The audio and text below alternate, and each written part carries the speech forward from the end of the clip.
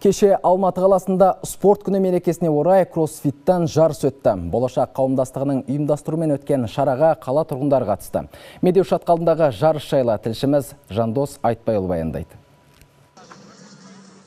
Дені сау ұлт қана бәсекеге қабілетті бола алады. Сондықтан бұқаралық спортты көтеру керек деп елбасы жыл сайын айтады. Осы стратегиялық бағытты дамыту мақсатында спорт күні мерекесіне орай Алматыда әртүрлі спорттық шаралар өтіп тұрады. Биылда қала тұрғындары демалыс уақыттарын қызықты әрі тиімді етіп өткізді. Болашақ қауымдастығының ұйымдастыруымен Алатау бөктерінде кроссфит спорт түрінен үлкен жарыс өтті. Шараның ашылуына қала әкімі Бауыржан Байбек арнайы келіп, үміткерлерге сәттілік тіледі. Біздің болашақ қауымдастығы жастарды спортқа тарту, өзінің денсаулығын ойлау, болашақты ойлау, ұлттың денсаулығын ойлау, ол барлығы әрине спортқа байланысты. Елбасының стратегиясында, бағдарламаларында спорт және елдің, халықтың денсаулығы ең маңызды орында болып табылады.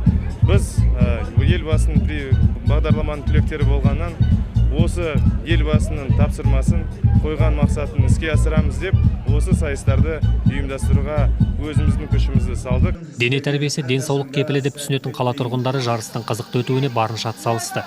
Кроссфит аталған спорт түрімен шұғылдану үшін алдымен төзімділік қажет дейді жарысқа қатысушылар. Кроссфит деген бізге батыстан кейін спорттың жаңаша түрі. Оның негізгі бір несі басқа бүкіл дене мүшелері, бұлшық еттері жұмыс істейді. Бұл осы бойынша спецназ дайындайды. ақш-та бізге осы жағдан келуде біз әкімшілік атынан өзіміздің командамызды ұсындық. Бір апта ғана дайындалдық. Басқа да командалар өте мықты деп айтса болады.